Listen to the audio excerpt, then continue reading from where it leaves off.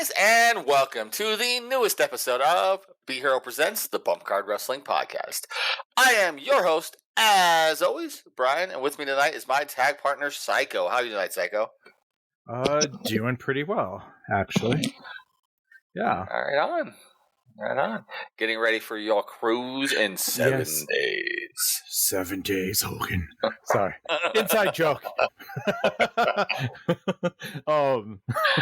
Yes, 7 days. Going to the Western Caribbean. And it's going to be raining the entire time. Just our luck. Well, I would say go into that cabin and get the boat rocking, but you're taking your kid with you, so good luck with that. Yeah, that's what Kids Club is for. Send them up to the Kids Club. Oh, all that being said, we are going to go ahead this week and review Clash at the Castle numero dos. It was a great show. When we're going to be going over and reviewing all the matches and everything that's happened since that show that's involved it for all the weekly stuff. But before we do that, as we always do, we will be talking the wrestling world news. So, Psycho, hit me with that good old newsy goodness. Well, are we saving this a couple of things that happened on Monday Night Raw for after Clash of the Castle, or are we putting that first?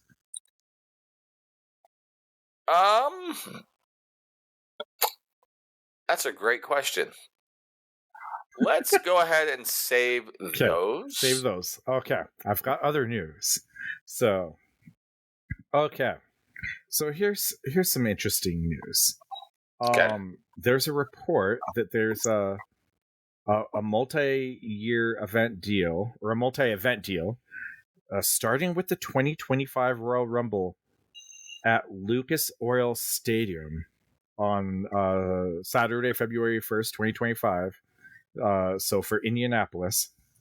And in addition, the deal is likely to include a future WrestleMania and SummerSlam, which would both take place at Lucas Oil Stadium. What are your thoughts on that? Well, one, this kind of ties into what we talked about the buying of the rights to the show stuff early. We talked about that a few shows ago and things like that. Seems like that's coming to pass with a few. Yeah, and it's going to be. It's going to be a bidding war scenario of who's going to be able to bid to have them come in for shows like this, which is hand over fist free money for the WWE, honestly, to be able to do. I mean, could you imagine being able, back when you were promoting, and having it where you were paid to work the venue or to go to a specific venue and not have to shell out the venue money? Well, the very first ACW show was exactly that. The Bikers Against the biker show. Yeah. They paid us. That was the first show that we got going. That was our first event, and they paid us to come up there and do the show, and they fed us. We got to see Frank the Tank. Ugh. Anyway, that's another story. Well, and of course, there are scenarios like that. We have it where we go and do FitCon or FanX, where they bring us out and things like that for that. But I'm talking a venue in that kind of fashion. Right. Let's say that we were doing Marshall White Center, where we did a lot of our shows where I debuted. Right. Let's say that the Marshall White Center paid us to come out. Imagine doing that, because you were paying what, $5+ for the Marshall White Center? Seems about right. So, and that's before the insurance requirements. So you're paying anywhere between probably $8,000 to $1,000 after it's all said and done just to be at that venue, and that's for an indie that you're never making. You're not going to make $1,000 on an indie show. It's not going to happen. I got close with some. Yeah. Well, there's one at Marshall White that could have made $1,000. Oh, yes. If they hadn't kicked us out to the lawn. Yeah. I don't know though. I mean, you brought in a lot of. I did. Name. I brought in a lot. I lost my ass on that show. Oh my god! I brought in so much talent, and I couldn't make a nipple. Yep. That was. You know what I should have done there? Just kidding. slightly off topic here, but when I knew that I couldn't pay for fans to attend it, and it was too late to switch venues and all that, I should have used the money that I was going to pay for the to run the venue, and should have put that into merchandise or something like that, so I could have tried to recoup some of that. Hindsight being 2020 with business knowledge now. So yeah, and it's a different story. I mean, we were in our 20s at the time, so it's a whole different time. Hard to imagine me ever being in my 20s, but no, I'm just kidding. Yes, I remember my 20s. They felt like 40 years ago. But yeah, I was on the tail end of my 20s, or like mid 20s, I guess. Mid to late 20s. Yeah, because you're what, 3 years older than me, and I would have been 22, 23-ish. So yeah, you would have been mid 20s. Yeah. So, anyhow, totally off topic. Totally got off topic, but yeah, that's exciting. And I expect to see more things like that. I think we're going to see something similar like that with, we'll find out a full deal with the whole thing with, what was it, Minnesota? Yeah. Where they're doing the first dual 2-night SummerSlam. Yeah. And here's the thing. It's hard once the genie's out of the bottle, it's hard to put it back, right? Yeah. And so I fully expect that SummerSlam from that point forward is going to be 2 nights, because it's like WrestleMania. It's like the time of it's past the time where they can go back to 1 night of WrestleMania. It's just not feasible anymore. But I could totally see them doing that with the Rumble, though. Eventually having, the women's headline one and the men's headline the next. I could totally see them doing it. Oh, I agree. I think that, and that's a great one to do that with. I think so. Like if you think of the big four, if we don't count King of the Ring right now, because we don't know if that's coming back, but we count the big four, so you've got SummerSlam, Survivor Series, Rumble, and Mania. In theory, all 4 of those could go a dual night. Yeah, and have every show like pay-per-view building up to the big shows, right? The dual night shows.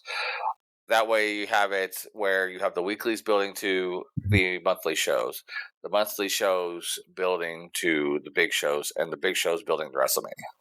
I like it when it always builds to something, right? And plays off of one another.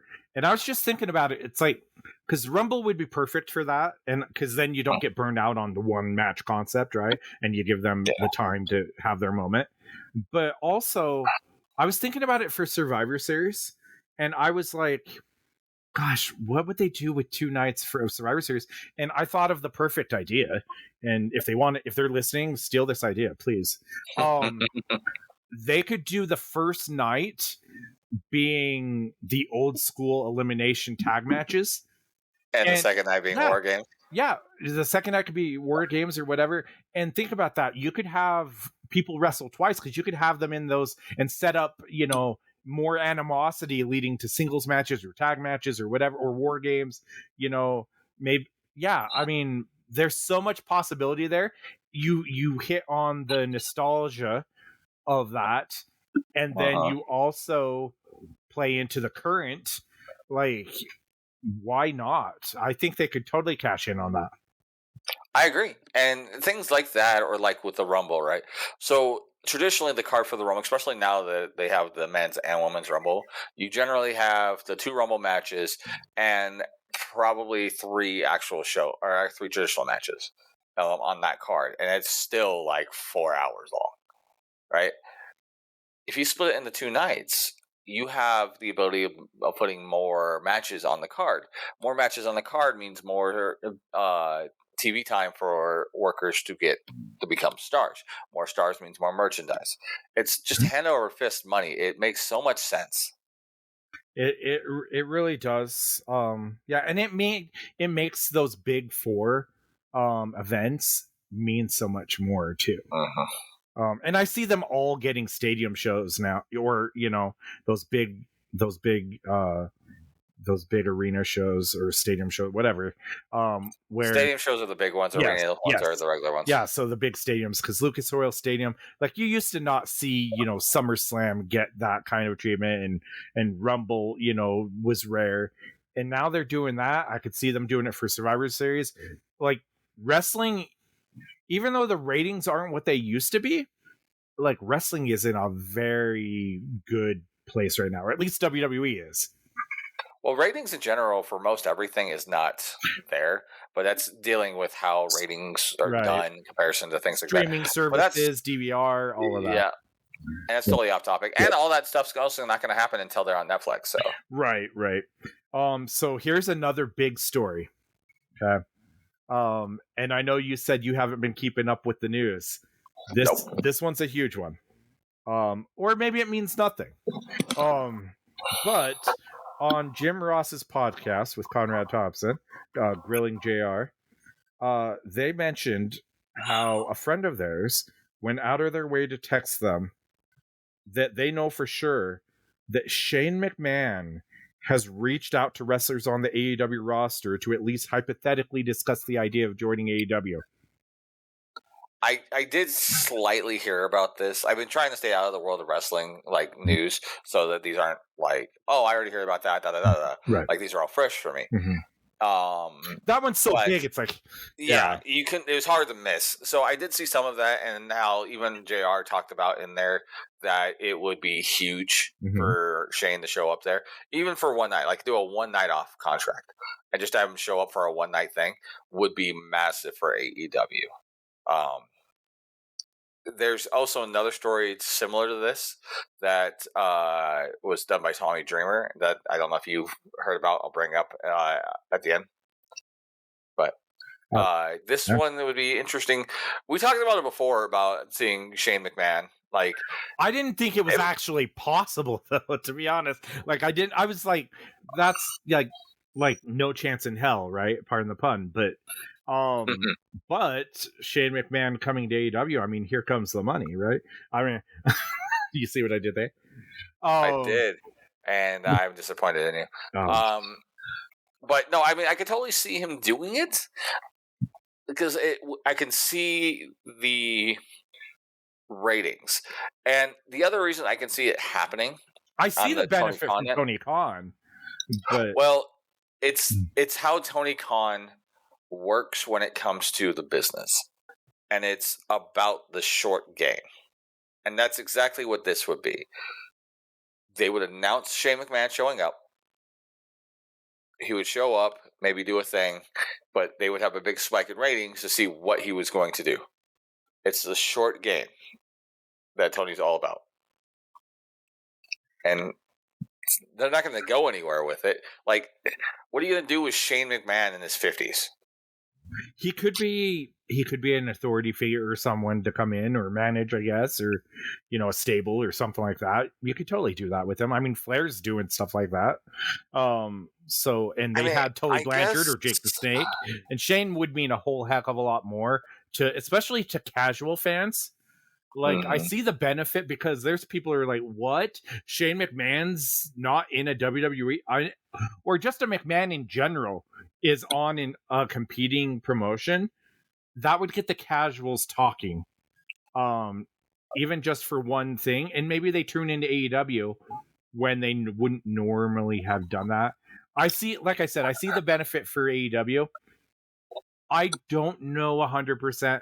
Like, what's from Shane's perspective, what would be the benefit there? What's his angle? I mean, it's not like he's making money with WWE. Right, but it's still his family business, right? And his son-in-law and his sister are still, deeply tied into it. Really Alabama the way you said that. You meant brother-in-law and sister. What did I say? Son-in-law and sister. Well, yeah.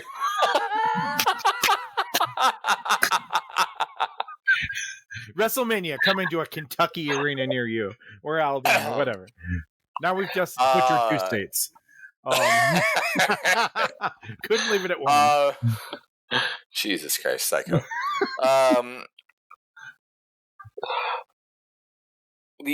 I could see that being the thing, especially right now where they're doing the EVP's gimmick. Mm-hmm. The way to call that, a way for that story to persist and have it make good sense is to have him come in as that authority figure we brought in as that, in a similar role as like what Santino Morel is doing in Impact.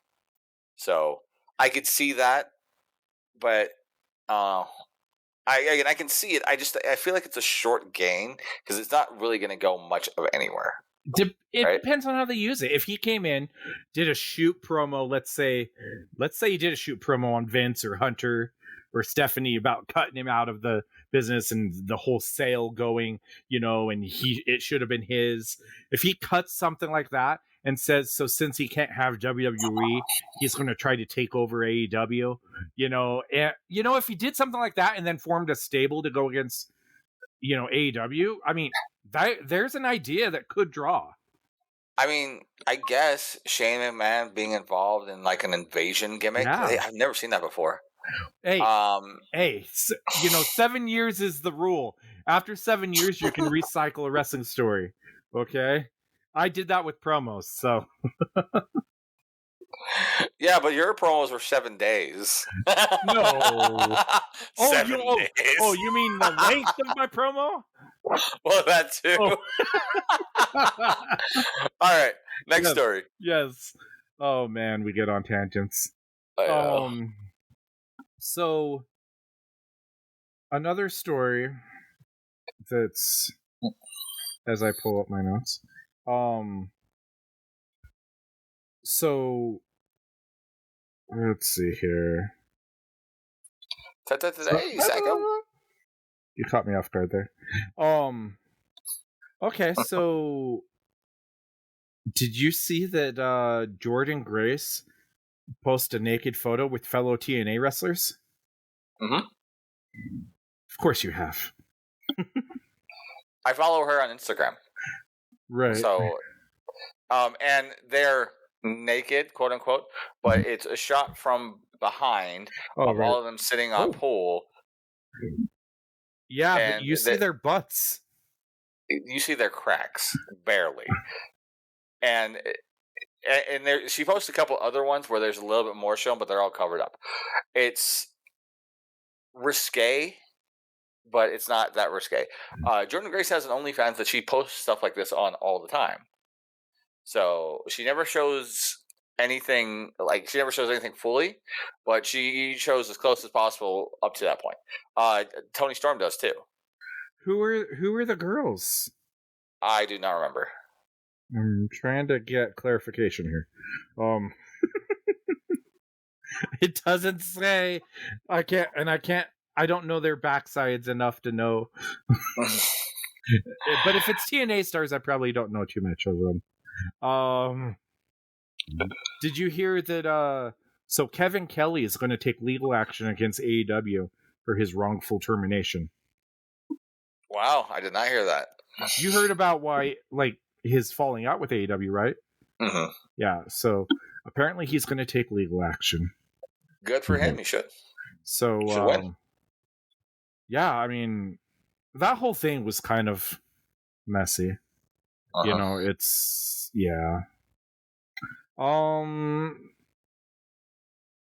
we'll save probably.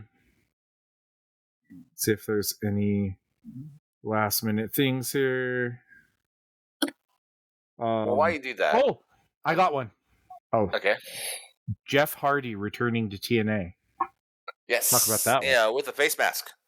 Like he had to have the face cover style over his nose still. Oh, okay. Due to the Sammy Guevara injury. Yeah, so, I mean, that's probably the least surprising thing ever. Jeff following Matt to whatever promotion he's in at the time. Those two are pretty much, like, where there's one, the other one's not far behind. They have that bond. I like it for Jeff. I just hope, hopefully his, demons are behind him. And I know we've said that a lot over the years, and so I really do hope that it is the case and that he's able to, finish out his career on his terms. Yeah. So, yeah. It's And I think TNA is a good place. I think so too. He's been there before. He was champion there for a while. And I think it's a good place for both him and Matt because it allows them to be a lot more free with their character work and don't have to do as crazy about stuff. Mhm. That being said, the craziest bump I'd ever seen him, Jeff Hardy, ever take was in TNA. So he was working against the Beer Money, I think it was. Mhm. I can't remember if it was him and Matt specifically working against Beer Money, but he was involved in the tag match against them, and they were in the cage match, and Jeff was on the top, straddled across the top of the cage, and it was him and James Storm, and James Storm. Or Jeff starts climbing down the cage, and Jeff gets hit as he's climbing down and straddles the door of the cage for a hot second until he falls off of it and back bumps on the stairs right there. It is an insane bump. I would not even contemplate taking that kind of bump. Yep. I hurt myself doing a back bump off the second rope not too long ago, so I can't imagine doing that bump. I hurt myself doing a drop down. I wasn't even the one doing the drop down. I did the crossover. Sprained my ankle. I wasn't even doing the drop down. I was watching, and it just hurt. These days, that's not far from the truth. All right, so yes. 2 more stories that I know of off the top of my head. One is the continuing working relationship with NXT and Impact or TNA. Yes, and also I don't remember seeing the full thing about it outside of the announcement that they were going to have an announcement, but I think WWE also is going to be in a working relationship with Noah in Japan. Yeah, they're sending AJ Styles over there. Yeah. Yep. So, but this last Tuesday on TNA, or not TNA, NXT, they did have a couple of TNA people in a battle royal for the number 1 contendership for the TNA title. I know of one NXT title, Frankie Kazarian. Yes, who did not get an entrance, televised entrance on TV, but made it to the Final 4. Did great. The one who did get a televised entrance was Joe Hendry. And he cuts a promo bashing NXT, putting over TNA. And as soon as the bell rings for the Battle Royal, everyone mobs him and chucks him out. He was the first one gone within 30 seconds. Which is WWE booking. Bringing in somebody and then just burying that for another company and then burying them. But the crowd loved the shit out of Joe Hendry. I don't know if you know who he is specifically. I don't. He's a really good worker. He's a Scottish worker, but he does this. What the hell is his name? The motivational speaker with the big teeth, Tommy, something like that. You know what I'm talking about? I think so. But he kind of does that like a motivational speaker thing, similar like DDP's or Bo Dallas's. Yeah. But he actually does it better as the gimmick, and does it in a great way. He's got a great line talking about how he now coming to the ring is 275 pounds of pure positivity and stuff like that. His song is so stupid, his entrance music, but so bloody catchy. I've been singing it in my head all day. And the funny part is, it wasn't the only one. I was at training today, and one of our other workers, Dan, who came a little bit later, had also been singing it in his head. So I made a joke about it because I was messing with the other guys before Dan got there about it. And Dan ended up joining in on the joke, not knowing the same thing. He's like, "Yeah, I've had the song stuck in my head." I'm like, "Me too." It's so stupid. And it's simple as two. Is I believe in Joe Hendry, and then you clap. It's I believe in Joe Hendry. I believe in Joe Hendry. and then like it does that for like 45 seconds to a minute, and then it cuts into him like ripping on a guitar, and it does all of this in the intro video. You got to watch it. Yeah, Joe Hendry is actually a really good worker too in TNA. So I was really happy to see him in NXT, and then watched him get thrown out. I'm like, but then like, because you don't see Frankie, like you don't know Frankie's in the ring until like part of the way through the match. And all of a sudden, like you see Frankie on there, and he's like throwing a couple people. I'm like, "Oh my gosh!" And my wife, she's like, "That's Frankie. It's Kazarian." I'm like, "Yeah, right, it's Frankie," and stuff like that. And so it was crazy to see him, and then make it into the final four. Yeah, for that. I'm really loving the landscape of WWE and pro wrestling in general now. We got all these working relationships and everything, and I think it's a good thing for TNA wrestlers too, because think about this: they have a spotlight on them now where maybe they didn't before, where if it doesn't work with TNA or whatever, they can go do something with WWE, or WWE that's not having someone get over or something can send them over to TNA and get over, and it's good for everybody. Yeah. Well, this is a prime example of that too, like of thinking about expanding just your person in general. Like you would in wrestling, we're our own business, right? So even if we were working for TNA or working for somebody else, right, we're still trying to make our business bloom. So we're trying to put our name out there and make our name bigger. And Joe Hendry did that at this, even though he got thrown out stupid quick. He cuts a promo. Does a really great promo. Like there's a small spotlight on him from a TNA person. So the casual fan who only ever watches NXT and like WWE may now go watch TNA to see Joe Hendry. Yeah. So, and then also we had on most recent episode of TNA, or maybe it's 2 weeks ago, Tatum Paxley from NXT faced Jordan Grace for the Knockouts Championship on TNA. So, what a time to be around wrestling, right? So, and then the last story I've got for you, it also kind of ties into a little bit of the rumor mill that we had with JR earlier. And it's not really a rumor per se, but it's something that somebody suggested.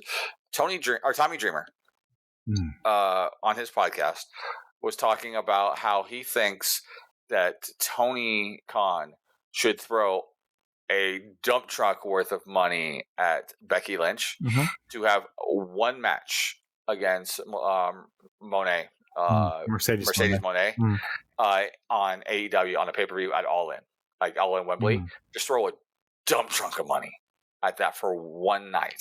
That it would make so much money for him in the ratings and everything else. Like, could you imagine if they announced next week, right, that Becky Lynch or Becky Knox in this case is going to be facing Mercedes Monet at All In Wembley. Tickets on sale now, right? Like, and they announced tickets go on sale. How fast the tickets would sell out. They did a similar thing with who was it? Ospreay, and who did he face?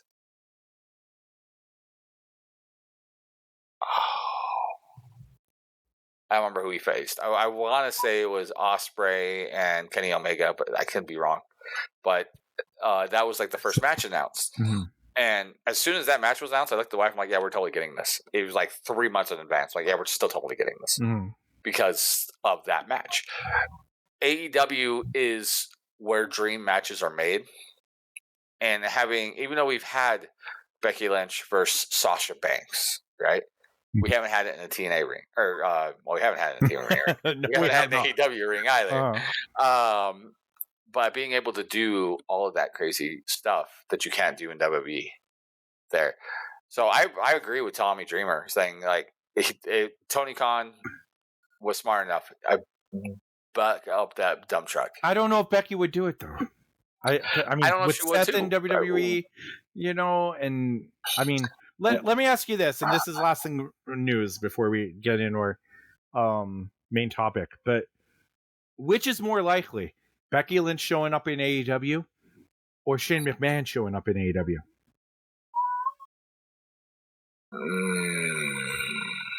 That's a good question. It is. If gun to my head, first answer, Shane McMahon.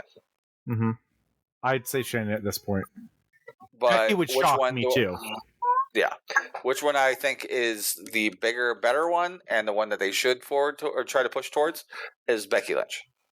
But who knows? So, all right. Now we've done all that. Let's go ahead now and go right into our topic of the week, which we will be reviewing the 2024 Clash at the Castle for WWE in where was it? Glasgow, Scotland. Glasgow, Scotland. Yes. Yeah. So let me start by saying that this show was not as predictable as I thought it was going to end up being. In my head, I had like a whole card and like wins losses going in my head of who was going to do what, and I think I was wrong for almost every match. Okay. I was definitely wrong for the main, but we'll get there. Let's start with the opening match for the SmackDown World Title. Or for the world title, whatever it is. Yeah. The world heavyweight title. This one I was right on, by the way. Yeah, I mean, Cody Rhodes defending against AJ Styles in an I Quit match. And this one, yeah, because here's the thing. At this point, it would have shocked me if AJ won the belt. It just would have shocked me. Which, I liked this match. Until the finish. I hate that finish. Yeah, I wasn't the biggest fan of it either. If they're going, I mean, I know we're skipping a whole lot here, but because they gave them a good time, they brawled around the ring or out or into the back even and everything, and it was that stuff's all good. The work in the ring was good. But the finish, and I'm just going to fast forward a little bit to the finish. So Cody Rhodes, okay. AJ's like basically insulting and yelling at Cody Rhodes' mom, who's at ringside, who's front row. And I believe that she slaps AJ Styles. A few times, yes. And Cody's mad at that. Grabs the ring steps, and you're jumping over a lot. I am jumping over a lot. Should we save the finish? You want to talk about the middle part of the match? All right. For the most part, this match was a standard street fight style match, right? Mm-hmm. There wasn't a huge amount of terribly crazy impressive stuff. The match was solid. I'm not throwing any shade. It's just nothing really to talk about per se for the most part of this match. The only thing I want to say to this real fast is through most of this match, I was mentally hating on the thought of having this match first. I'm never a fan of having a gimmick match to start the show off. Save maybe like trying to go from end to end on similar gimmick matches like War Games or Battle or like the Royal Rumble, stuff like that. But I'm not a big fan of doing that because where do you go from there? Right? It makes it really difficult to do it that way. That being said, this match was not terrible and it got the crowd hyped. It did what it needed to do as an opener. I just don't think I would have put it here first, per se. But again, it's in that similar vein of opposite ends, right? You're ending the show with the main event title or with the big title. You have to beginning the show with a big title. So it's give or take for me on that. The match as a whole, like I said, was fine. It was cool spot. I did like the spot where AJ Styles put the chain around his arm and went for the phenomenal forearm. I thought that was... I remember that spot. Yeah. And going to that, so before he goes for that move, he goes in under the ring, part of the way through the match, Ah, and he grabs a velvet bag, and the announcers are like, "Oh, we know what's usually in those velvet bags," and then AJ pops up and goes, "It's not what you think," and he pulls out the chain that he ends up using for that phenomenal forearm, but he also pulls out a thing of handcuffs. They were long handcuffs, but they were still handcuffs. And he handcuffs Cody's arms behind his back and starts to beat the snot out of him with a kendo stick. He then does the attempts for the forearm and the phenomenal forearm. But the attempt that he goes to do it is stopped because just before he goes to do it, that is when AJ goes out and gives the snot to Mama Rhodes. And while she's doing that, Cody's in the ring, gets his hands flipped around to the front of him, and then they go for he gets knocked down again. They go for the forearm spot, and previously before that, a table's set up right behind him. As AJ goes to jump, Cody has a chair, hucks the chair, hits AJ in the face. AJ falls off the rope after getting hit in the face and falls directly through the table. It was a great look for a spot. Eventually, AJ makes it back in the ring. Cody's right there after getting himself unshackled, and then he shackles AJ to the middle rope, and he's kicking and beating on AJ. AJ, instead of saying "I quit," he says he hates you, Cody Rhodes, and then eventually he makes it over to the corner, and Cody's pissed because he saw what was going on with Mama Rhodes, so he grabs the top step, the stairs, gets it, grabs it out, or brings it into the ring, goes to threaten like he's going to hit AJ. AJ sees it, yells, "I quit," and then Cody hits him with it anyways. Hate the finish. Yep, not a fan. There's so much wrong with this finish. First of all, it wasn't brutal enough for me to make AJ say, "Oh, I quit," before he even gets hit, right? It's like he's coming at him with steps, and he's like, "I quit." It's like, why? Like you could have kicked him, you could have tried to fight it off, and then I mean, just it wasn't at that point. Yes, AJ Styles was bleeding, but not anything where it looks like he's really worried for his safety type thing. And so him just picking up the steps, I've seen him go through worse where he wouldn't have quit. And so I don't like that. And I don't like that AJ, says "I quit," and then Cody hits him anyway. That seems like a heelish move. Yep. So I don't know. It's just a weird dynamic here. It was a weird feeling for the finish, right? And even the crowd kind of has this weird vibe about it too. If you listen, they don't know what to do with it, which that is the worst thing you want as a worker, is not to get an odd emotion, like a "what the hell was that" emotion, right?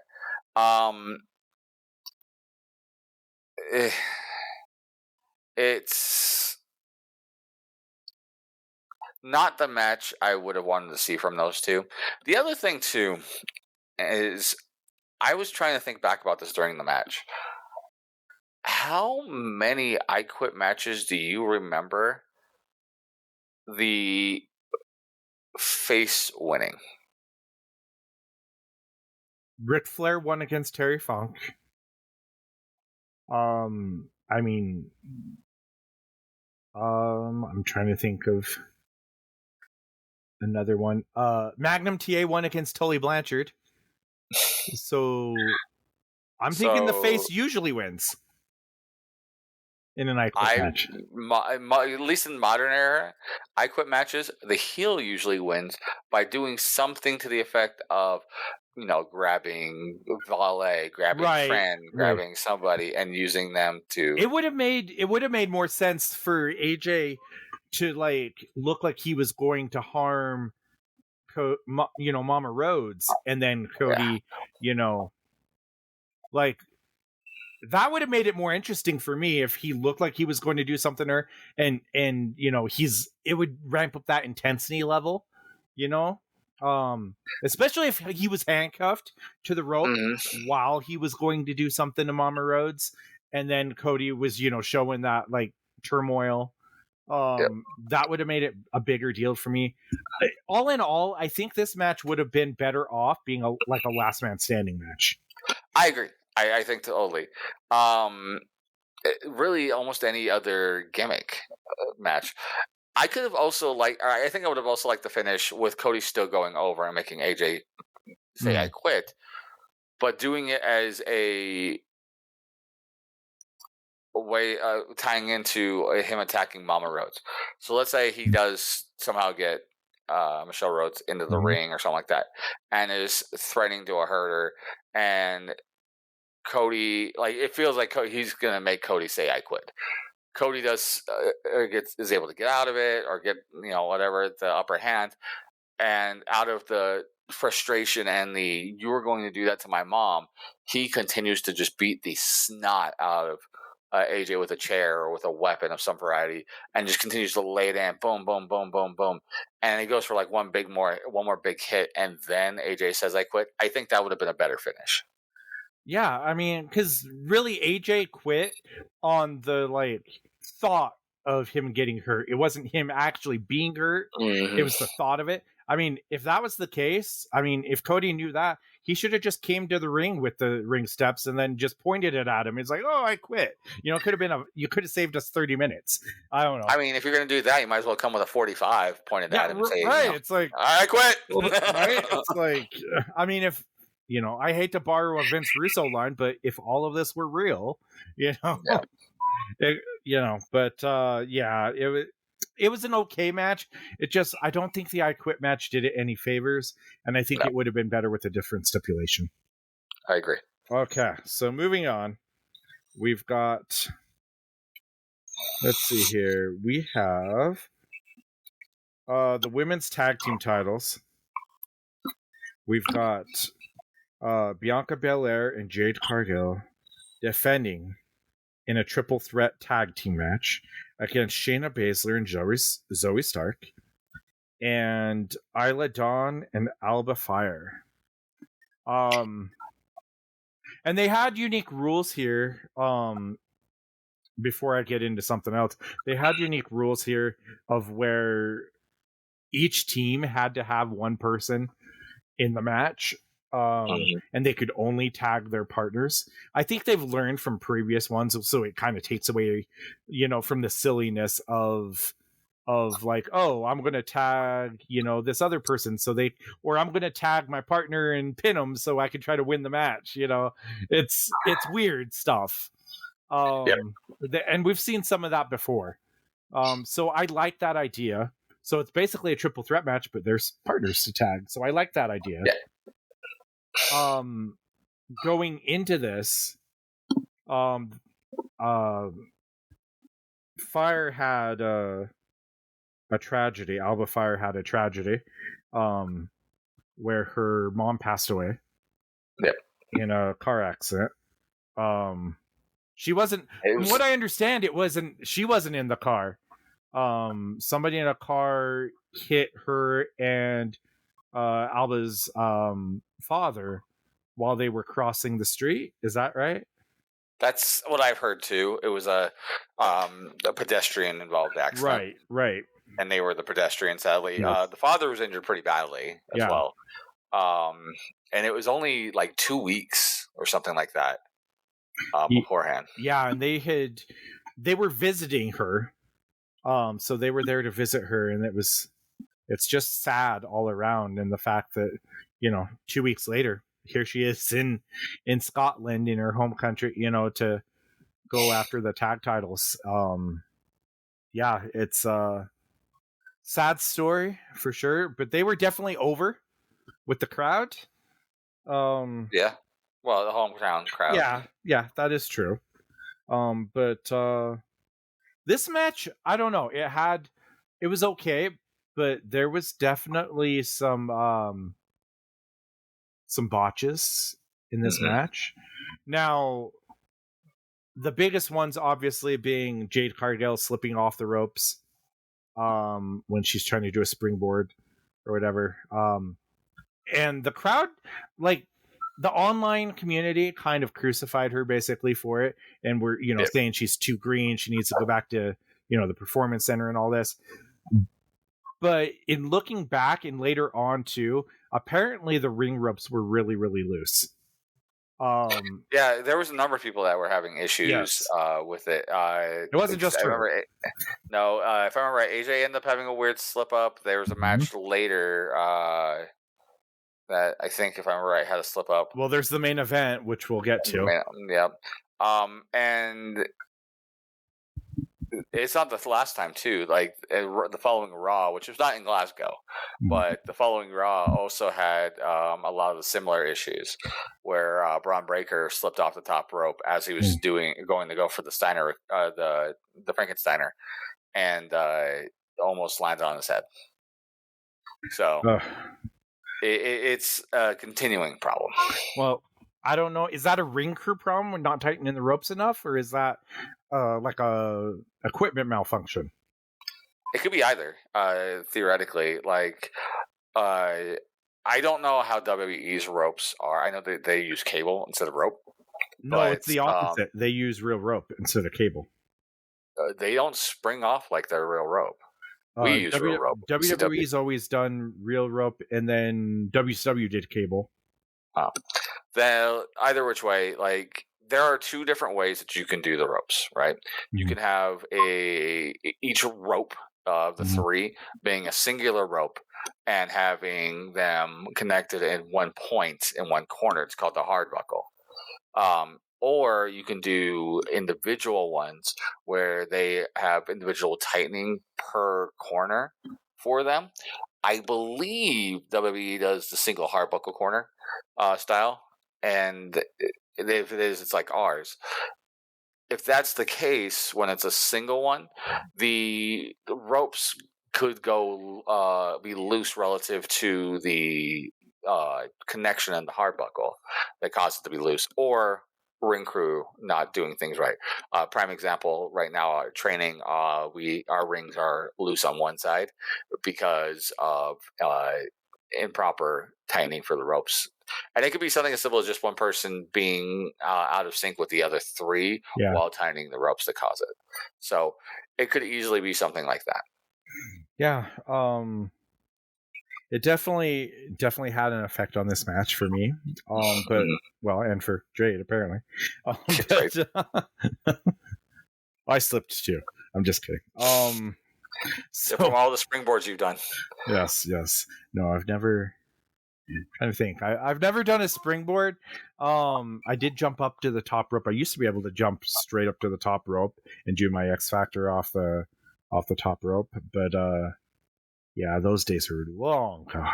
You never saw. I don't think you ever saw. Yeah, when I would jump up in one leap up to the top rope. No, I've seen you jump up in one leap up to the top. I just never seen you hit the X Factor with it. I've springboard multiple times in the past when I was 60 pounds lighter and such like that. I could probably still do it if I had faith in my knee.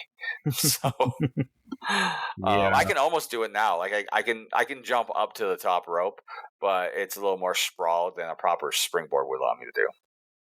Yeah, so this match basically they do Fire and Isla, they do this German suplex that's assisted on Baszler. I think that's right. Or is it? No, it's sorry.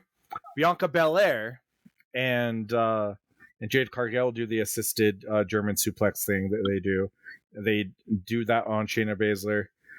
But Dawn is back in with a German suplex to Cargill, and then Dawn steals the pin and the titles. Yep. So and winning at hometown. This one kind of surprised me a little bit. I mean, yes, it's the hometown, but as we, later see, that doesn't always mean that, the home team's going over. But and I didn't know enough about this team and these two women that to like think that, oh wow, they're going to put the titles on them. You know, so quick rundown of this yeah. team.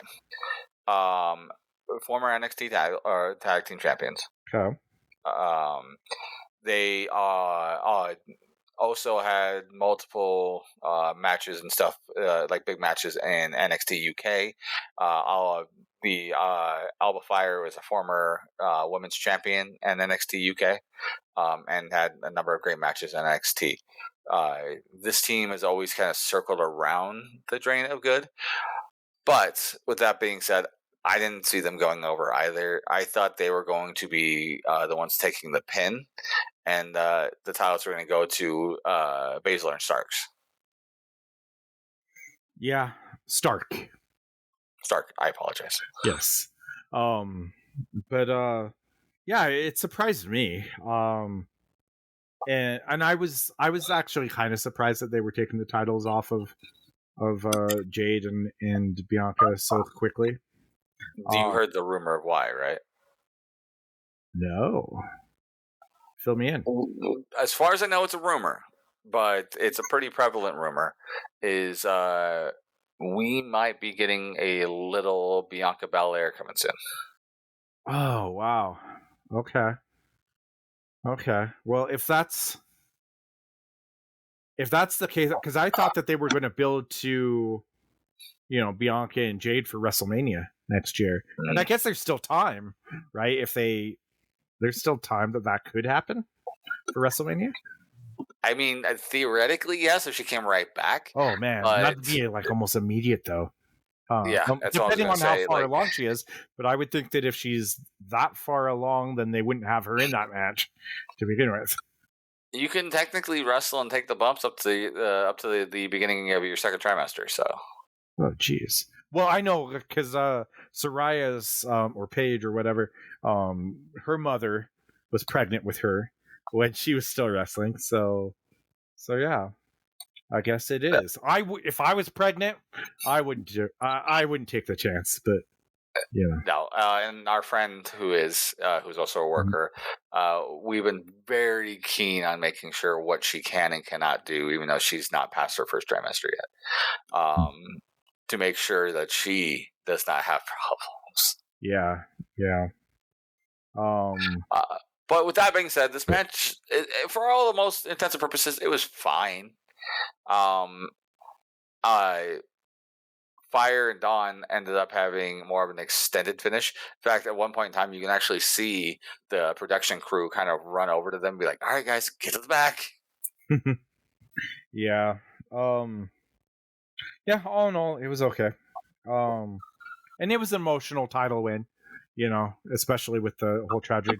I watched the press conference after, and Triple H said that had the whole tragedy thing had nothing to do with them putting the titles on them, so it didn't sway them, and that's not the reason they did it. But yeah. So the next match, we've got the Intercontinental title match. Sami Zayn defending against Chad Gable, and I actually really, really liked this match a lot. Like I was really into this, and I thought the work was fantastic. Like to me, and now granted, I haven't seen a lot of the praised Chad Gable matches, but for me, of what I've seen, this was my favorite Chad Gable match. This is my favorite heel Chad Gable match. He's had some other matches as a face, especially like with him and Gunther, that were amazing. But as a heel, especially with the way that they're portraying his heel now, so good. Yeah. I'm really digging all of it. And like I always saw Chad Gable as more of a comedy character. Like it's like, okay, like it's hard to take him serious when he was doing the whole shush thing and everything. It's like, okay, I can't get behind that. But this character, this heel character, and his work in the ring, everything for me is clicking. He's finally, everything's lining up perfectly for him. And this was a fantastic match, and they did a lot of the things, where Chad Gable wanted his, I don't want to say cronies, because I feel like that's disrespectful to them on the outside. The students, yes. He kept wanting his students to interfere for him and do things, and while the referee was turned, he handed the belt to Maxine Dupree and wanted her to hit Sami Zayn with it, and she wouldn't do it, and so then he go ahead. I was gonna say he had her come up onto the apron on the corner with her being in a boot because of a couple weeks beforehand. They did a story where she was knocked off the apron with Tozawa and she hurt her ankle, which ties into a thing that happened at the end of this match too. But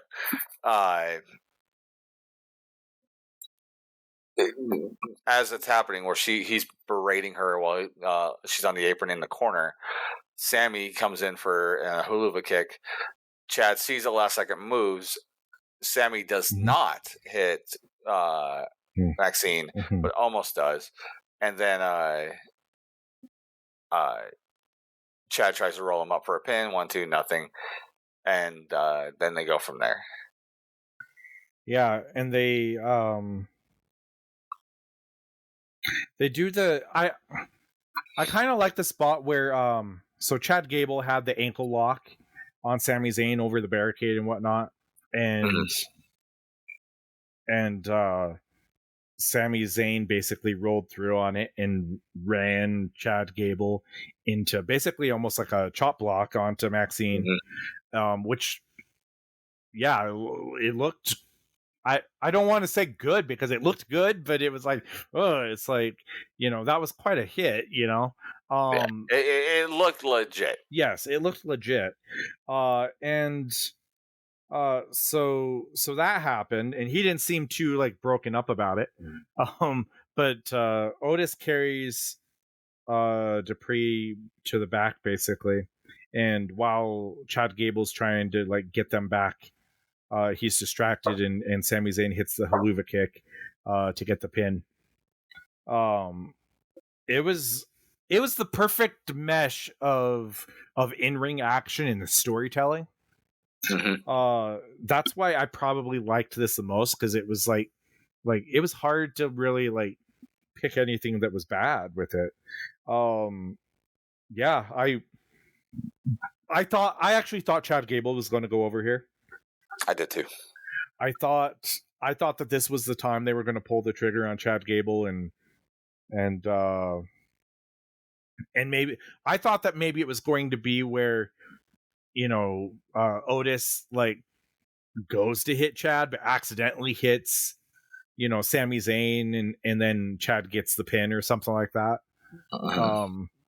But it wasn't to be, which really makes me wonder where they go with Chad Gable and what's next.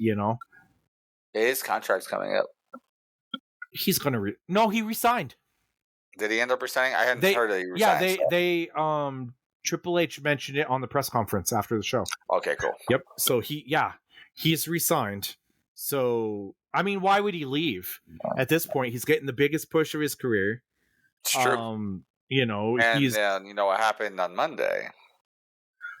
I do, and we're gonna get there, right? So we'll talk about that. But yes, I know of it, in the clips that I've saw. We'll get to it. We'll talk about it. Because I don't watch actual shows, I just watch clips. I can't sit through 3 hours of Raw, even though things are way better than they used to be. It's so good right now. So the next, except for commercial breaks, every goddamn match has a commercial break in the middle of it. Yeah, I think that's kind of the times that we're in, and I know Bischoff hates that, and Russo hates that.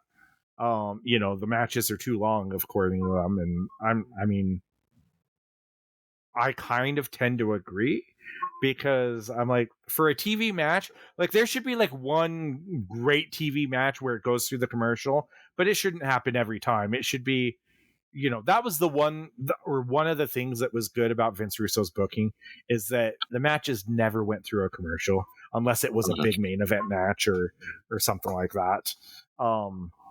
It was because the attention span, like who's gonna, like Vince Russo says, and I hate to, praise Vince Russo too much on this because I know how certain people that listen feel about that.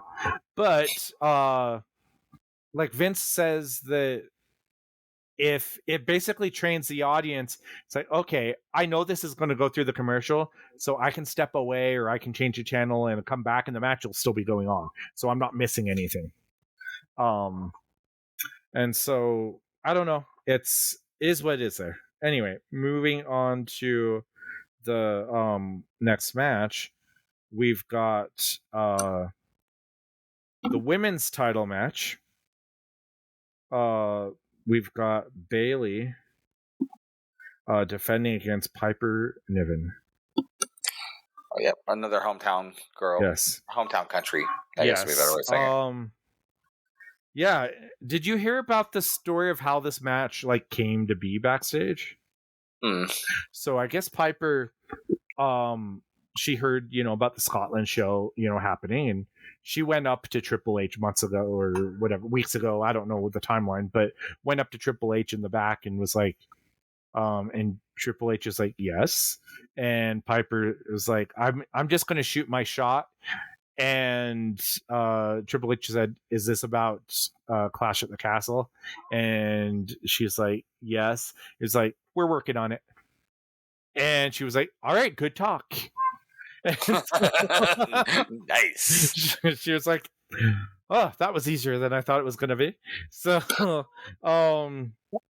but yeah, Piper, another hometown girl, and this match was okay. I mean, I don't know. I'm not a huge fan of Piper. I think, like I've seen her in better stuff, and I know she can work and all of that, but this match didn't do it for me. It was just kind of like, like I was kind of actually happy that Bayley retained because I just didn't think that the moment was right. I feel that. I kind of zoned out a ton in this match. That being said, I've never really been attracted to Chelsea Green until this match. So, Chelsea's pretty. She's a gorgeous lady. But I always thought she was pretty, but like I was like uberly attracted to her. This match made me change that feeling. And I agree. Piper Niven is a really good worker. If you want to go back and watch some of her really good stuff in NXT UK, or even more so on Evolve, if you want to find some old tapes and videos of her on Evolve, it was some great stuff on there. So I know she can work and she can do good character work. I don't know. Like her and Bayley just didn't have a good chemistry together. Yeah. And to be fair, honestly, as important as this title run is for Bayley, I just don't feel it. I mean, part of that's not her fault, right? Part of that's how they've booked her and how much they've like they're not giving her anything really to do, right, with the title. Like, because like she had the whole damage control thing and that like ended before it started, basically. And then they didn't give a lot of hype to her match at WrestleMania, and then she wins, and she has these matches, but they're like there's no big emotional investment in these matches. They're very paint by the numbers too. Yes, and I know Bayley's better than that, so I don't know what it is. It's probably time for somebody else to get a shot at it. I don't know who that is at this time. Because it seems like I'm more invested in the women's title on, that Liv Morgan has. Well, that whole story's crazy right now. So yeah, I'm really digging that. And I'm waiting for the sequel ladder match of the Custody for Custody of Dom. Yeah. Yes. Oh my god, if they do that, that will be hilarious. Right. But like just kind of mentioning Liv for a second, you mentioned that you've never been attracted to Chelsea Green before this. Like Liv Morgan, I've always thought was attractive, but in this role, like smoking, like just wow. Oh yeah, I've always been attracted to Liv in general. So much so, my lovely wife, who knows me so well, has taken very good close-up pictures of a certain rear end of Liv Morgan every time we go to a live event. So, because yeah, fan. But yeah, But going back to this, I actually was kind of hoping to see Piper Niven win it. And the reason I was kind of going for that is, one, again, this isn't really doing it for me for Bayley, and I don't know if it's Bayley's fault or not. It's just not working for me. But two, I really wanted to see the ostensibly the Chelsea Green as a co-title holder gimmick or story that they could have done with this, kind of like what they did with Killswitch and Christian Cage on AEW. Like, I think those two could have really pulled off a good story of that. Built it for a couple of months, have Piper Niven win some matches with the help of Chelsea Green, and then Chelsea's talking about how it's her title as well, or she's a co-title holder, making matches for Piper Niven, because of such. Like, there was an opportunity there that I think would have been a better story than what they've been doing with Bayley. But here's the thing. Think about this. If Piper would have won this, she probably goes to SummerSlam to face Nia Jax. I don't want to see that. I don't want to see Bayley versus Nia Jax either. I guess that's true. But I feel like that's the better match. And sadly, you're like, oh, it's time for Bayley's title reign then. It probably is going to lose. She's probably going to drop it to Nia Jax. And who asked for that is what I want to know. Like, I don't know. Nia Jax winning a belt, though, is in kin of like the Big Show or Kane winning a title. Like, you don't really want them to do so, because then who can beat them, right? They're these unstoppable monsters. A Braun Strowman. Like, you don't want them to win these big belts, because then nobody can really take them down. It doesn't make sense as much. They need to be an obstacle in the way towards the belt, not going for the belt, or an obstacle to retain the belt instead of taking it off of them. I have different reasons for not wanting Nia Jax to be a champion. I feel she's been doing the best work she's done in her life. She has. But in my opinion, she doesn't care about the business. Because when she was released the first time, she basically, she did interviews and stuff, basically saying how she was done with wrestling and she was probably not going to go back to wrestling and all of this. So I don't feel like she cares about wrestling. She was a WWE, like, I don't want to say diva, because she's definitely not. But diva in the derogatory version. Right. And but I just I don't know. I don't like her. I think she's unsafe too. Now. I don't know if she's injured people since she's been back this time, but she used to. I can't think of anybody that she has.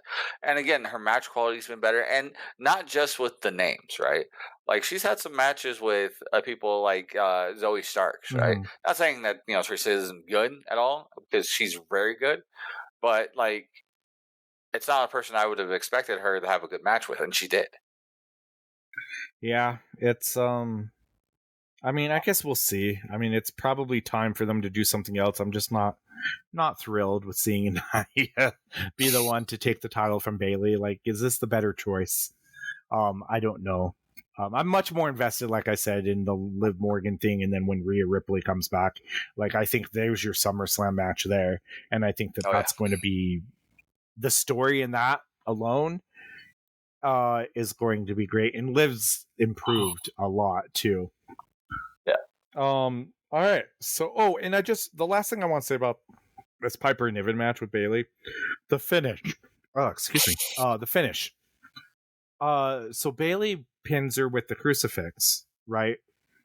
Like a crucifix slam. I'm pretty sure that Nia Jax's shoulder, or not Nia Jax. Oh my gosh! Now I'm thinking of her. Oh, don't do that. Piper Niven, her shoulder wasn't down for the 1 count. Did you see that? Did you notice that? I didn't notice, but again, I was kind of in and out on this match, so yeah. So that's another reason why I didn't like the match. But all right, so now we've got the main event because it was. I really like the. It doesn't seem it flies by in this era, where it doesn't feel like too much is thrown at. There's really what was there 5 matches or something 5 or 6, 5 or 6 matches on the show, which is perfect, and it was still a 3-hour show almost. But that's kind of how Triple H books it, is that he doesn't feel like everything has to be on the show. He wants to give proper time so the stories can flesh themselves out. So the main event, Damian Priest defending the world title against Drew McIntyre. I really liked the bagpipes, playing Drew McIntyre to the, right before he made his entrance. And his entrance is actually done by them too. Yeah, that's right. And I think, like, it brought me back to like Rowdy Piper vibes, and it was, and it just was very cool entrance. And I think a lot of people expected Drew to win this match. I did. I did too. I thought, they're going to build to this, and we're probably going to get Drew and Punk in the main event of. Well, actually, it wouldn't be in the main event of SummerSlam because you got Gunther, so that's probably no way are we getting Damian Priest and Gunther, are we? Anyway, I don't know. That's a side tangent, I guess. That doesn't seem right for SummerSlam, but maybe. This match, I actually thought this match was pretty good. Actually, I thought this was one of my favorite Damian Priest matches. I could see that. And because I haven't really seen him as the main event guy, even after winning the title, because it was Money in the Bank. It's you don't get credibility from that usually. You have to build that up. But slowly but surely, like with leading Judgment Day, and then he's been put over strong. And then this match, he felt like a main eventer to me. He started to grow on me a little bit here. And it was a physical match between Drew and Damian Priest. And Damian Priest in the ropes. Yeah, so there was a really scary spot. And, we talked about the ropes earlier where Drew's on the outside and Damian goes for like a springboard plancha basically from the second rope. Yeah, and as he's going down, his foot gets caught in the ropes, and really scary. It's like, because Cactus Jack Mick Foley, lost an ear from that kind of a thing. Not that he was going to lose his foot, but could have definitely pulled something or snapped his ankle or any number of things. Well, they did say that, like, the medical officer or the medical personnel there did say that there was a chance of him damaging his leg bad enough that they would have had to amputate it from that. Right. So, and not just that too. Damian's a tall dude. He's 6'7", I think it is. And when he slipped onto that and swung down, he went full force with the rotation, and he headed the ring itself, the side of the ring, which for those who don't know, underneath the ring, it's not like a spring of any kind or anything else like that. It's a metal frame. Yeah. So he swung and hit his head. I would hazard the guess that it knocked him, if not loopy, out for a moment, because the way he reacts when he gets hit is his arms just drop straight to the ground, and everything else, and he's kind of motionless for the most part for a moment or two until the ref tries to get him the free, and then Drew waves the ref away and starts giving him a couple of kicks. And in the kicks, he's yelling at him, which makes me feel like he was kicking him like, "Are you okay? Are you awake? What's going on?" Yeah, and did you notice, like, when it happened, Drew had a look like a very much of concern, right? Yeah. Like, oh crap, and is he okay? And didn't really know what to do, but he worked on him a little bit, and then when he waved the ref off, because the referee could not. Drew, Damian Priest, like you said, is a big guy, and so the referee couldn't pull him up, right? Yeah. And get him Or out release his foot from the ropes. Right. Did you hear what Drew says though when he picks him up? I don't remember. What did he say? So as he's picking him up to get him over the rope, he yells to the fans, "I can't beat him and win the title with him hung up in the ropes." Great cover. Which, yes, I do it remember makes that. so much sense. Like, it makes so much sense. And then the commentary says, like, repeats it, right? It was such a good cover. And, like, yes, Drew was phased for a minute, like a moment on there, but he covers really well. Gives him a couple of kicks to check on him. Nope. Yells out to the crowd. Boom, boom, boom. And then goes and gets him up and says that, pulls him into the ring. And Damian does his best. Like, he's limping through the remainder of the match. I don't know if he's selling or not based off of how he's walking on Monday. I don't think he was selling. I think his leg was like bothering him that badly, which you have to imagine it would have. Yeah, it was. It was very scary. But they continued the match, and it was a really, really good match. And then the referee gets knocked down and out of the ring. That was one of my favorite ref bumps in a long time because it was a different bump. So I can't remember which one gets which, but one of them gets shot into the corner that the ref's in. Yes. So instead of the ref just eating it, he actually is able to dive out of the ring pretty like agilely, and is out of the ring, and like it's like, okay, cool, he's safe. He didn't get the boom. He starts to get himself back into the ring, and then they shoot him back into that same corner again, and that's when he gets knocked off and slams into the guardrail on the side. It was a really good bump for a ref to take that can actually bump. Obviously, he had been training to be a worker at one point. You could just see it. So it was a good bump, and I enjoyed it. And as that goes on, Drew ends up getting the Claymore kick in and going for the pin. Okay, let me cover this part. So, he's calling for another ref to come out because there's no ref, and he's covered him for a bit, and it's 1, 2, 3. The fans are counting, and there's no ref. But then a ref runs down to the ring, slides into the ring, and the camera, like, I kind of had a feeling, but the camera was perfect where it didn't show his face or anything. Counts 1, 2, and he stops. Then Drew looks up and the camera pans around, and it's none other than CM Punk, and he's holding up the 2 like it was 2. And that's not what he was holding. What was he holding? There in the UK, when you hold a peace sign in reverse to somebody in the UK, it's tantamount to flipping them off.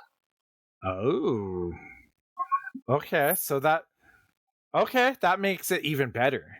Right? Yeah. I just thought it was a kind of a dickish thing, it's like, oh, it was 2, but that makes it better. So Drew gets up, and of course he's upset. It's like, what are you doing here?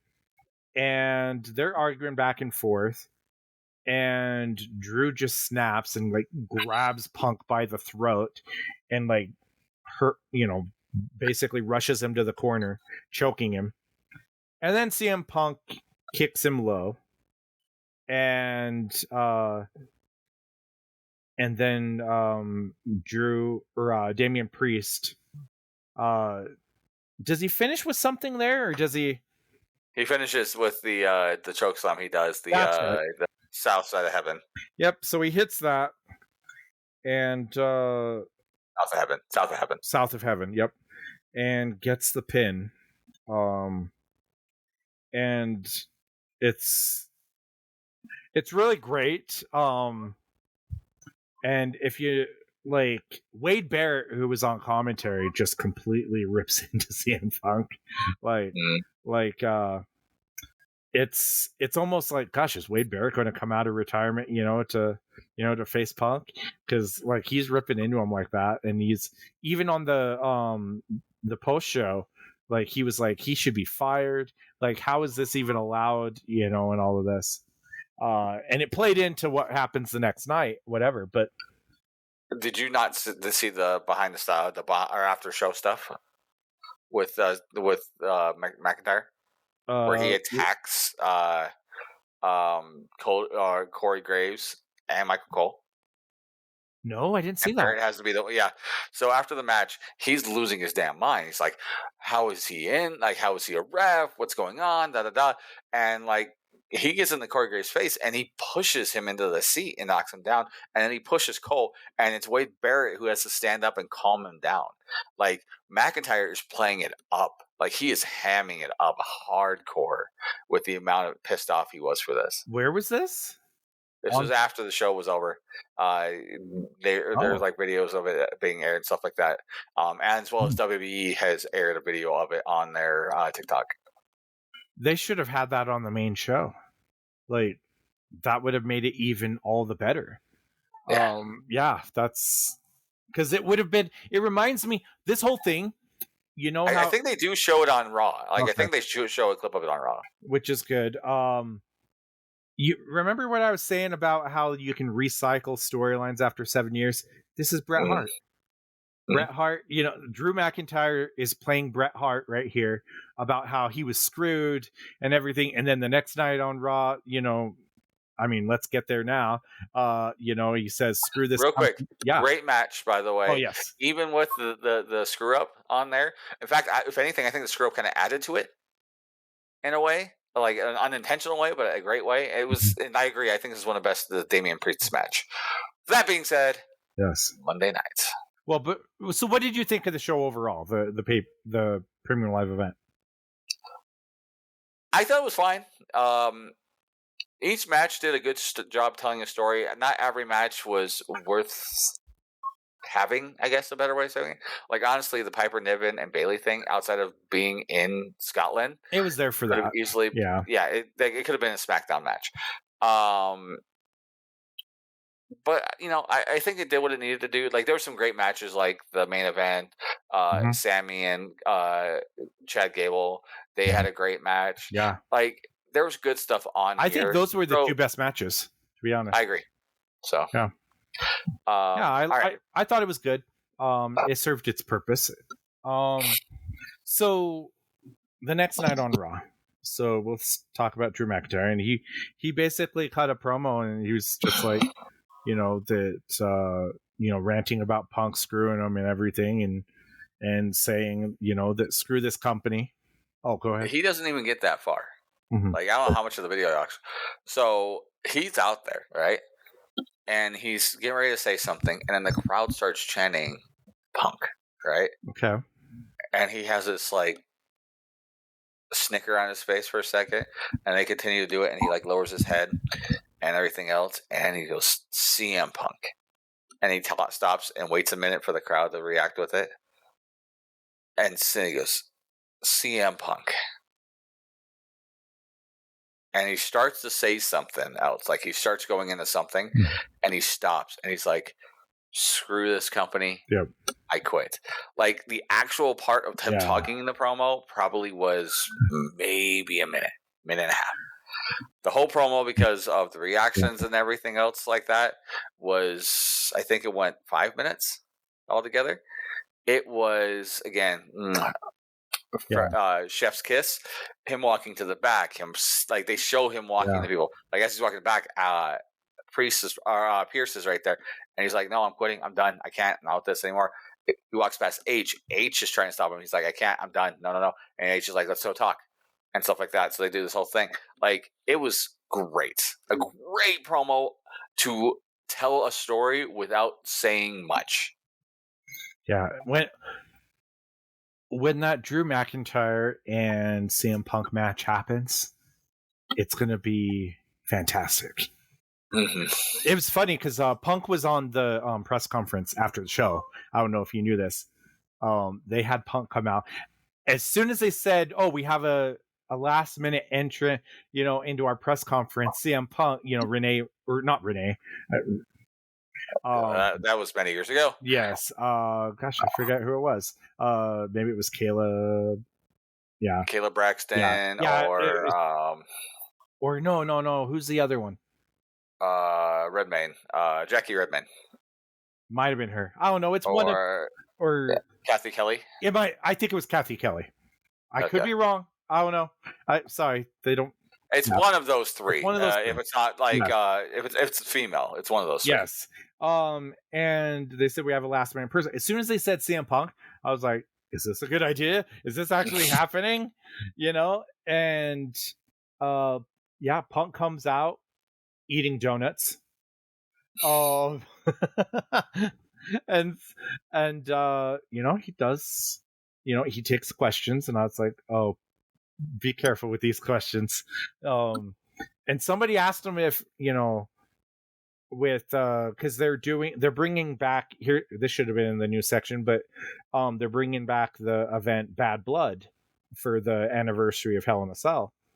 And to do it, and somebody was like, that'd be a great, should you guys, because of your animosity, should you start your feud, and have Hell in a Cell?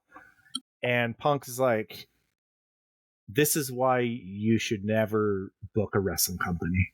Is like, you want the first match to be a Hell in a Cell in our feud, and then he's like, I'm not doing a Hell in a Cell. I'm not doing that. I don't.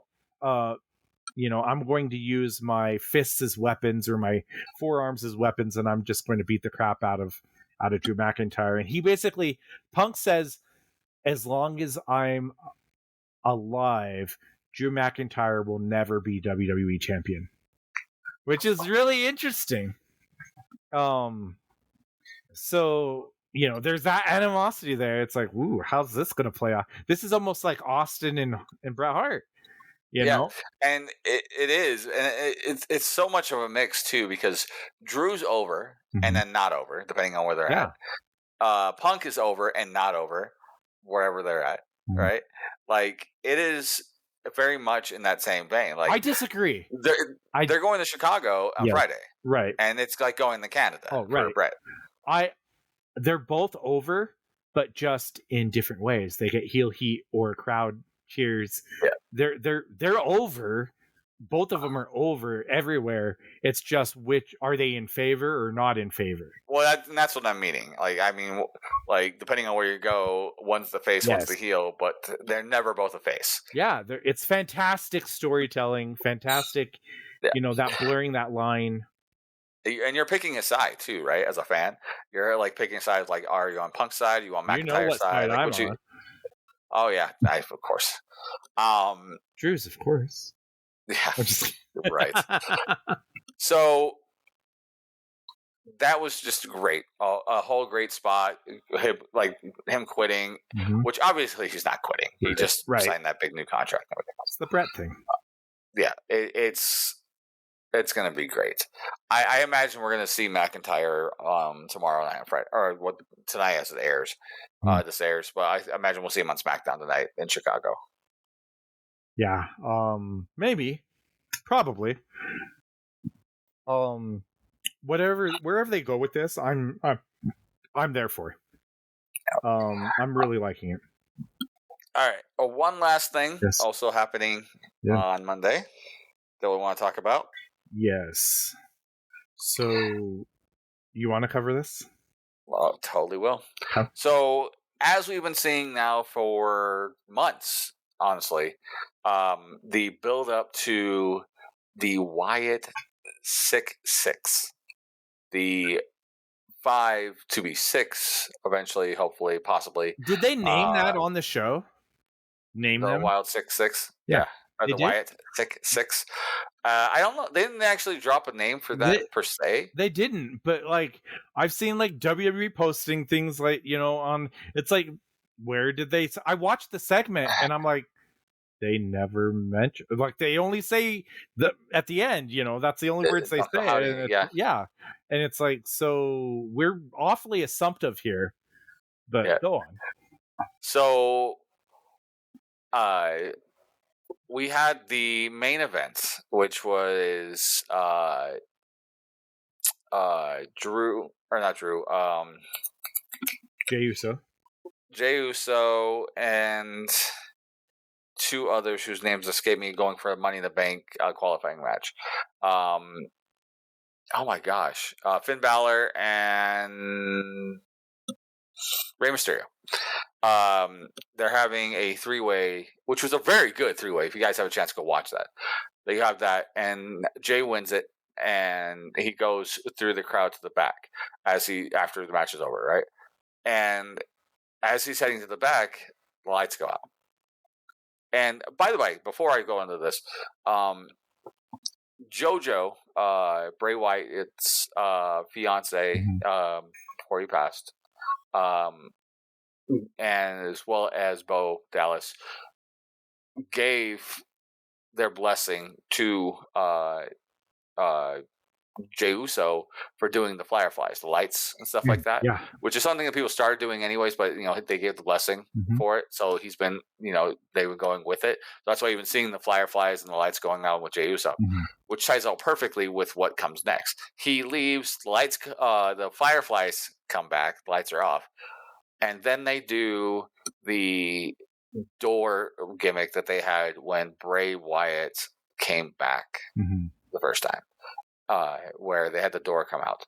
But instead of Bray Wyatt coming out, you had Sister Abigail, played by Nikki Cross, crawling out slowly on all fours, all ring style, and gets right up to the lantern. And then they go as a one shot going past the door. And as they go past the door, the next thing you see is, I believe it's supposed to be the bunny, whose name escapes me, but it's played by Eric Rowan, right? Eric Rowan, and he's holding his mallet that says "Help Me" on it. The mallet that he uses on the Bruiser Brothers or whatever it was when he was doing that gimmick. And then they go into Gorilla area, and they have essentially a bunch of extras, a bunch of security and stuff, and a bunch of smokiness, all beaten to hell. There's blood splatter on the wall, and one of them, like right behind him, looked like he had his head bashed in, and things like that. And then you had one of them. It was not Mercy the bird. It's the one in the mask. The one that's making fun of the first gimmick of Bray Wyatt's Husky Harris, the Husky Hog or Hoggy Harris, or whatever the hell he called it. One, but he has like it's a mask on that's obviously meant to be a pig, but it's got like a breathing mask instead of like a traditional nose. And that one's going to be Joe Casey from NXT, now brought up. And then you keep going through, and you go into farther down into the area, and then you see the next one, which is Mercy the Bird, which is Dexter Lumis, his character. And then as you're walking through, there's still more bodies strewn about. And then as you get to the end of the hallway that they go, you see them pan in on a body specifically, and it's Chad Gable, who is beaten to hell, and he has a wound in his temple that is meant to be just like a bash the in wound, but people keep saying that it looks like a gunshot wound because people think they know what a gunshot looks like outside of a movie. And Like, I've seen posts about Chad Gable being killed by the Wyatt Six and all this nonsense. Yeah, I heard a lot of people saying, "Oh, they murdered all these people." It's like that's I don't know. And Chad Gable, by the way, is the only actual worker you see in any of this. I've heard a ton of rumors about, like, you've seen everybody from Roman Reigns to Cody Rhodes to, like, a ton of people. I heard somebody say Braun Strowman. Yeah. No, the only person that you see that's a legit worker that was in there was Chad Gable. And then as it pans down back the hallway again, you see the returning Uncle Howdy, played by Bo Dallas. And he's doing the glove thing. He actually is using a white glove of Bray Wyatt's that he had in this thing. And he walks down back through the way that the camera came through. And as he walks, he's picking up Mercy and then Husky Harris and then the bunny whose name escapes me. And then they walk all the way up to Sister Abigail, Nikki Cross's character, and they're all standing around as Uncle Howdy grabs the lantern and does the traditional "we're here" and blows out the light. It was amazing in what it was trying to do for storytelling, especially the beatdown, right? Because they could have done a variety of different things, from like kidnapping Chad Gable to just coming out and showing up, right? Just kind of not much different than what they did when they did it with Bray Wyatt when he returned, coming through the door and everything else. They could have done that, but they did it this way, and I'm very intrigued. It's an interesting way of doing it, because in my head, and this is my headcanon, so take it as it is, it feels like they're telling the story that these 5 were creations that have manifested from Bray Wyatt. And now that Bray Wyatt's gone, they're free to run amok, as it were. Bray Wyatt kind of had a control over them to keep them from their impulses. And now that he's not there, Uncle Howdy and the rest are able to do what they want, from attacking people, quote unquote, killing Chad Gable, things like that. I think that story is very intriguing in a way that allows the memory of Bray Wyatt to stay around, but expand on the characters he created. I have mixed feelings on this whole thing. I think what they did was very well done. Mm-hmm. But that's like a lot of like the old Bray Wyatt stuff. Like when he returned, it was like, oh, that was fantastic, and then the more it stuck around and the more he did stuff, it was like it got old, and I don't know where this can really go, to be honest. And like, because I didn't like the Uncle Howdy stuff before, so I'm not I guess I'll wait and see. But at the same time, I don't have high hopes for this. Like, I could see it being cool for maybe a few weeks, but eventually, they're going to have to get in the ring or do something, and that's where I think it's going to fall apart. And what stories can they tell? Because do they have promo skills? Do they need to promo skills to do this? I'm intrigued, but I'm very much a wait and see what happens next. Yeah. Well, I was talking to a couple people at training tonight about this specifically, and it was my answer for them when they asked me what I think of it was fairly simple. Is 1, I have faith in Triple H. 2, I give them max 8 months on this story. If they don't have something good to go with it, then it's going to become super stale and it needs to go away.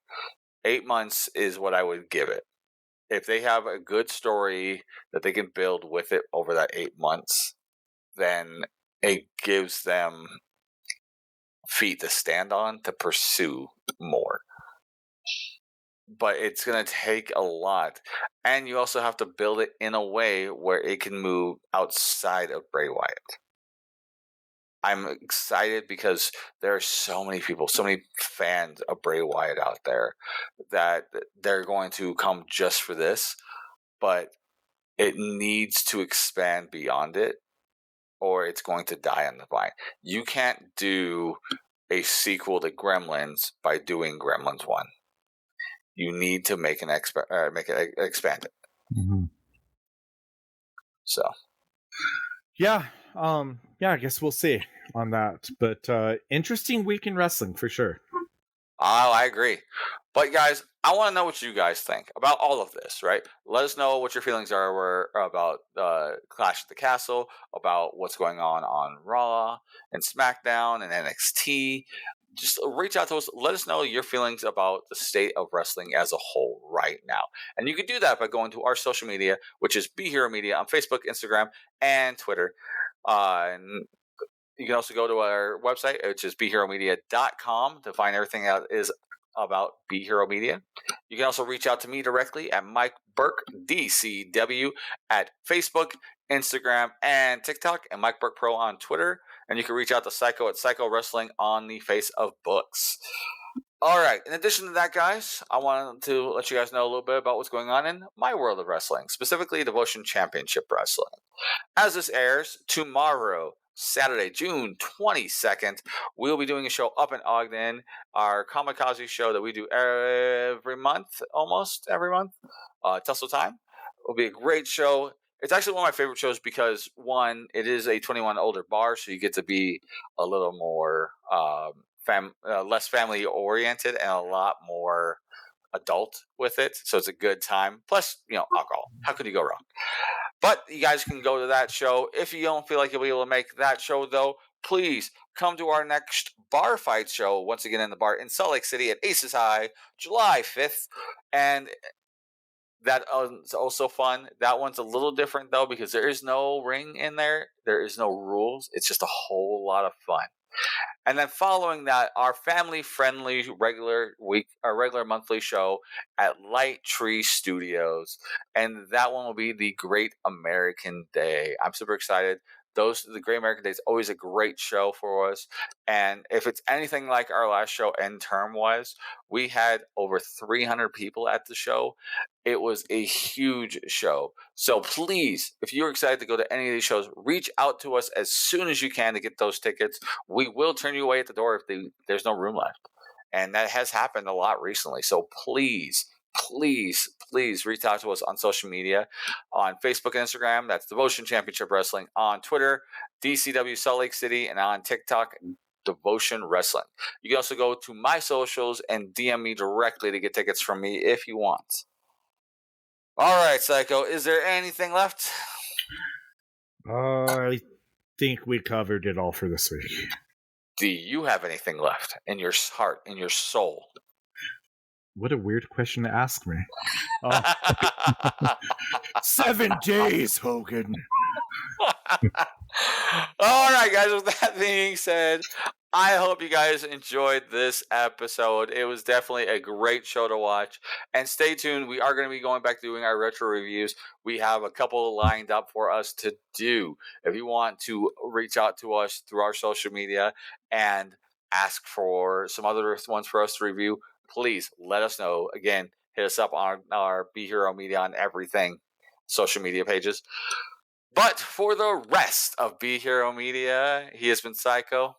I have been me, and this is us tapping out. Have a good night, guys, and we'll see you in 7 days.